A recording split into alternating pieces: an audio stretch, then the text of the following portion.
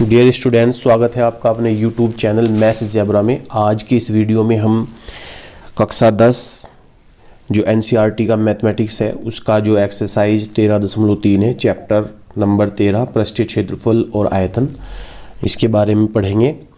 इससे पहले हम इस चैप्टर की दो प्रश्नावली कर चुके हैं, 13.1 और 13.2। आज हम इस वीडियो में चैप्टर नंबर 13 का जो एक्सरसाइज नंबर 3 है यानी प्रश्नावली 13.3 उसका सॉल्यूशन देखेंगे।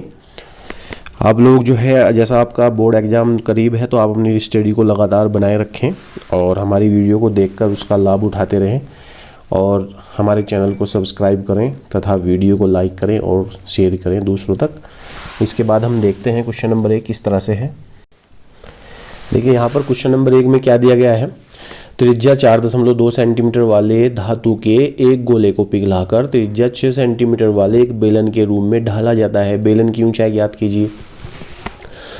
तो देखो हमने यहाँ पर लिख लिया है जो गोले की त्रिज्या है जिसको पिघालते हैं, पिघालने के बाद जो है हम क्या बना रहे हैं, बेलन बना रहे हैं, वो हमने यहाँ पर लिख दिया है। गोले की त्रिज्या स्मॉल r बराबर 4.2 सेंटीमीटर और बेलन की त्रिज्या r बराबर 6 सेंटीमीटर। माना बेलन की ऊंचाई कैपिटल H है, यानी जो बेलन बनना है उसकी ऊंचाई हमें ज्ञात करनी है। तो मान लिया हमने ये कैपिटल H है। तो देखो यहाँ जो बेसिक कंसेप्ट है वो ये है कि जब आप गोले को पिघालते हैं तो गोले में जो धातु लगी हुई है उस धातु का जो वॉल्यूम है यानी आयतन है वो चेंज नहीं होगा। जो आयतन है गोले का वही आयतन बेलन का रहेगा, क्योंकि उसी धातु के गोले को पिघलाकर हमने क्या बनाया है, बेलन बनाया है। तो इसीलिए यहाँ पर क्या कंडीशन आएगी कि गोले का आयतन बराबर बेलन का आयतन, या लगाएंगे आप बेलन का आयतन बराबर गोले का आयतन।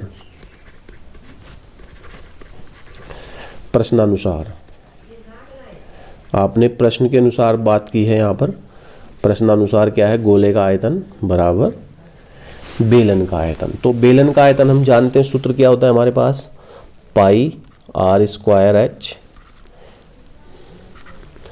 और चूंकि यहाँ पर ये क्या है, ये आप यहाँ पर लिखिए, ये pi capital r² capital H, और जो इसका आयतन होता है गोले का वो कितना होता है, 4/3 पाई r³।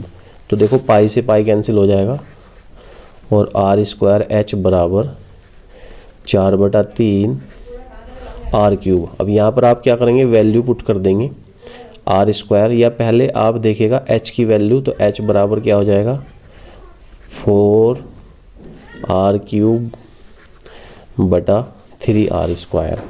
अब यहाँ पर वैल्यू पुट कर दीजिए 4 इंटू r की वैल्यू स्मॉल r कितना है 4.2 और इसकी क्या कर देंगे पावर 3, और यहाँ पर 3 इंटू 6 का स्क्वायर। देखो इसको कैलकुलेट करेंगे, कैसे कैलकुलेट करते हैं। देखो यहाँ पर कैलकुलेट कर लिया हमने, इसका क्यूब है, इसकी हमने मल्टीप्लाई कर ली 4.3 into 4.3 into 4.3 by 3 into 6 into 6 से इसको डिवाइड करेंगे, फिर 6 से इसको 3 से इसको, और मल्टीप्लाई कैलकुलेट करने के बाद डिवाइड और सब कुछ जितने भी कैलकुलेशन है, तो उसके बाद हमारे पास जो कैपिटल H है वो कितना आ जाता है 2.74 सेंटीमीटर। इस तरह से ये क्वेश्चन देखना था। अब देखिए क्वेश्चन नेक्स्ट देखते हैं कैसे है। देखिए यहाँ पर क्वेश्चन नंबर 2 में क्या दिया गया है, 3 गोले हैं जिनकी त्रिज्याएं दे रखी है क्रम से 6 सेंटीमीटर, 8 सेंटीमीटर और 10 सेंटीमीटर त्रिज्या वाले धातु के 3 ठोस गोलों को पिघलाकर एक बड़ा ठोस गोला बनाया जाता है। इस गोले की त्रिज्या ज्ञात करो। तो हमने देखो यहाँ पर मान लिया कि माना जो 3 गोले हैं उनकी त्रिज्याएं क्या है, माना धातु के 3 गोलों की त्रिज्याएं क्रम से r1, r2, r3 है। तो अतः r1 जो है वो कितना है 6 सेंटीमीटर, r2 बराबर 8 सेंटीमीटर और r3 बराबर 10 सेंटीमीटर। अब देखो इनको पिघलाकर जो बड़ा गोला बनना है उसकी त्रिज्या हमने मान ली, माना बड़े गोले की त्रिज्या क्या है कैपिटल R। अब देखो चूंकि 3 छोटे गोलों को पिघलाकर ही बड़ा गोला बनाया जा रहा है, तो जितना आयतन 3 छोटे गोलों का होगा उतना ही तो आयतन बड़े गोले का होगा।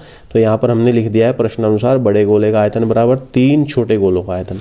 तो बड़े गोले का आयतन क्या होता है जी, फॉर्मूला लगा देंगे यहाँ पर 4/3 पाई r³ और यहाँ पर 4/3 पाई r1³ प्लस 4/3 पाई r2³ और प्लस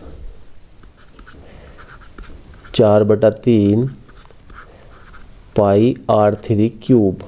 तो यहाँ पर आप 4/3 से कैंसिल कर दीजिए, तो R क्यूब बराबर R1 cube plus R2 cube और प्लस R3 क्यूब। अब यहाँ पर आप वैल्यू देखिए, R1 R2 की वैल्यू पुट करेंगे तो 6 का क्यूब प्लस 8 का क्यूब और प्लस उसके बाद है 10 का क्यूब। तो देखो इनकी आप वैल्यू जानते होंगे। 6 का क्यूब कितना होता है आप सभी जानते होंगे, 216 होता है। 8 का क्यूब कितना होता है, 512 होता है। और 10 का क्यूब 1000 होता है। तो यहाँ पर आप इसको सबको जोड़ देंगे, सभी को जोड़ेंगे तो ये 1728 आएगा, 1728। तो देखो R क्यूब की वैल्यू कितनी आ गई, 1728।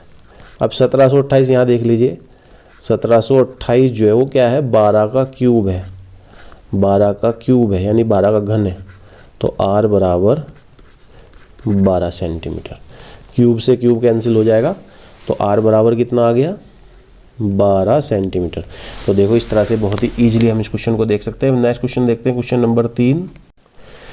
देखो यहाँ पर क्वेश्चन नंबर 3 दिया गया है। इसमें कहा गया है कि व्यास 7 मीटर वाला 20 मीटर गहरा एक कुआं खोदा जाता है और खोदने से निकाली हुई मिट्टी को समान रूप से फैलाकर 22 मीटर बाई 14 मीटर वाला एक चबूतरा बनाया गया है। चबूतरे की ऊंचाई याद करो।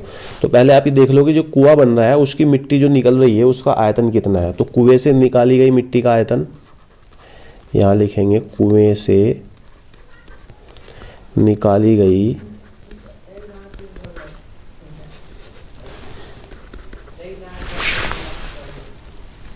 देखो यहाँ पर कुएं से निकाली गई मिट्टी का आयतन कितना हो जाएगा, पाई R²H, यानी कि बेलन का आयतन। कुआं बेलनाकार है तो पाई की वैल्यू 22/7, R की वैल्यू है 7/2, इसका स्क्वायर कर दीजिए, और H की वैल्यू है 20।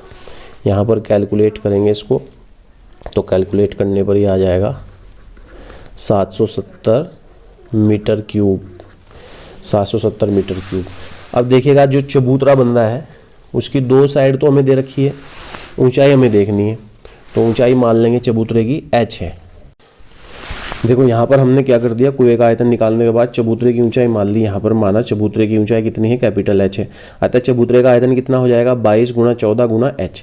अब प्रश्नानुसार चबूतरे का जो आयतन है वो कुएं से निकाली गई मिट्टी के आयतन के बराबर है। तो देखो अब इसको कैसे सॉल्व करेंगे आगे हम, देखिएगा कैसे सॉल्व करेंगे। चबूतरे का आयतन हमने निकाल दिया है, कितना है यहाँ पर 22 × 14 × कैपिटल H, और बेलन का आयतन कितना है 770 घन सेंटीमीटर, घन मीटर सॉरी, और ये 770/22 × 14। तो देखो 11 दूनी 22 और 11 से डिवाइड करेंगे 70 और 14 पंजे 70, 5। तो H बराबर 5/2 यानी कि 2.5 मीटर। तो इस तरह से कुएं की जो चबूतरा है चबूतरे की जो ऊंचाई है वो कितनी आ गई, 2.5 सेंटीमीटर। अब देखो क्वेश्चन नंबर, नेक्स्ट क्वेश्चन देखते हैं। क्वेश्चन नंबर जो हमारे पास है क्वेश्चन नंबर 4, वो भी कुएं वाला ही है, देखते हैं कैसे होगा वो, अभी देखिएगा आप। देखो यहाँ पर क्वेश्चन नंबर 4 दिया गया है। 4 में क्या कहा गया है कि व्यास 3 मीटर का एक कुआं 14 मीटर की गहराई तक खोदा जाता है। इससे निकाली गई मिट्टी को कुएं के चारों ओर 4 मीटर चौड़ी एक वृत्ताकार वलय बनाते हुए समान रूप से फैलाकर एक प्रकार का बांध बनाया जाता है। इस बांध की ऊंचाई ज्ञात कीजिए। तो देखो सबसे पहले वो जो मिट्टी निकल रही है उसका आयतन निकाल लेते हैं। कुएं से निकाली गई मिट्टी कितनी है, यहाँ पर व्यास देखो कुएं का 3 मीटर है, तो त्रिज्या कितनी आ जाएगी 3/2 मीटर, क्योंकि हम जानते हैं जो त्रिज्या होती है वो व्यास का आधा होती है। और गहराई H बराबर कितना, कहाँ तक खोद रहे हैं उसको, 14 मीटर तक। तो यहाँ पर कुएं से निकाली गई मिट्टी का आयतन बराबर पाई R²H। तो अब आप देखिएगा पाई की वैल्यू पुट करेंगे, R की वैल्यू 3/2 है, 3/2 का स्क्वायर, और H क्या है यहाँ पर 14। अब इसको सॉल्व कर लेंगे, देखो इससे इसको सॉल्व करेंगे और ये आएगा 22 × 3 का स्क्वायर 9/4, और ये 2। अब देखो 2 से और इससे ये, और यहाँ पर मल्टीप्लाई कर देंगे तो 99 मीटर क्यूब। जो मीटर क्यूब आया है वो क्या है, मिट्टी जो निकाली गई है उसका आयतन आ गया है। अब देखो नेक्स्ट देखते हैं। अब यहाँ पर क्या करते हैं, देखो आंतरिक त्रिज्या हमें पता थी, कुएं की बाहरी त्रिज्या कितनी थी हमारे पास, आंतरिक त्रिज्या कितनी है, r बराबर 3/2 है। तो बाह्य त्रिज्या कितनी हो जाएगी, मान लिया r डैश है। जो वलय बनेगा ना, वलय, अब देखो वलय जो बन रहा है उसके चारों तरफ जो मिट्टी बना रहे हैं उसको देखे कैसे करेंगे हम यहाँ पर आगे। देखो यहाँ पर वलय की बाहरी त्रिज्या r1 बराबर हम क्या लिखेंगे, 3/2 + 4, क्योंकि हमें पता था, मान लिया जैसे ये कुआं का व्यास है यहाँ पर, यहाँ से यहाँ तक किसकी रेडियस कितनी थी, 3/2। अब वलय जो है 4 मीटर और चौड़ा कर दिया तो ऐसे वलय बन जाएगा। यहाँ पर आप देख रहे होंगे यहाँ पर वलय, तो ये यहाँ से यहाँ तक बाहरी त्रिज्या हो जाएगी इसकी, ये हो जाएगी। और आंतरिक त्रिज्या कितनी हो जाएगी वलय की, वो ये हो जाएगी 3/2। तो यहाँ पर आप देख लेंगे 11/2 मीटर आ गया है। और वलय की आंतरिक त्रिज्या मान लिया, आंतरिक त्रिज्या को हम मान लिया r2 से दिखाते हैं, तो r2 बराबर ये आ गया 3/2 मीटर। तो अब आगे देखिएगा कैसे सॉल्व करेंगे हम इसको। देखो यहाँ पर हम क्या करते हैं, वृत्ताकार वलय का क्षेत्रफल निकालते हैं। अब यहाँ पर तो πr1² माइनस πr2², यहाँ पर वैल्यू पुट करेंगे आप लोग, पाई कॉमन ले लेंगे यहाँ से, और ये r1² माइनस r2²। अब देखो पाई r1 कितना है हमारे पास, 11/2, तो 11/2² और ये कितना है, 3/2²। a² माइनस b² बराबर क्या होता है, a + b into a minus b, यानी 11/2 + 3/2 और इंटू में क्या आएगा, 11/2 माइनस 3/2। सॉल्व करेंगे, देखो पाई का मान कितना होता है, 22/7। इसको जोड़ देंगे तो 11 और 3 कितना हो जाएगा, 14/2, और गुना ये 11 में से 3 8/2। तो यहाँ पर 7 दूनी 14, ये कैंसिल हो जाएगा, और ये 2 से इसको डिवाइड करेंगे तो 11 आ जाएगा, और कैलकुलेट करेंगे 11 की 8 में गुणा करेंगे तो 88 मीटर स्क्वायर, 88 मीटर स्क्वायर। तो अब देखो ये तो हमारा वलय का क्षेत्रफल आया है, जो उसकी सतह है ना। अब हम वलय भी, ऊंचाई भी तो होगी कुछ, उसके चारों तरफ बनाएंगे जब ऊंचा करके, तो उसके बाद जो मान लिया उसकी ऊंचाई कितनी है, माना बांध जो बना रहे हैं हम उसकी ऊंचाई कितनी है, h है मान लिया। तो देखो कैसे करेंगे नेक्स्ट। देखो यहाँ पर हमने ये निकाल दिया, तो इसके बाद हमने मान लिया बांध की ऊंचाई h है, अतः बांध की मिट्टी का आयतन बराबर क्या हो जाएगा, जो वलय था हमारा वृत्ताकार वलय, उसका क्षेत्रफल गुना ऊंचाई। तो अब हमें क्या करना है, देखो हमें करना है बांध की मिट्टी का आयतन कुएं से निकाली गई मिट्टी का आयतन के बराबर है हमारे पास, हम जानते हैं प्रश्नानुसार। मैं यहाँ देख रहा हूँ, यहाँ कर रहा हूँ, बांध की मिट्टी का आयतन या बांध का आयतन बराबर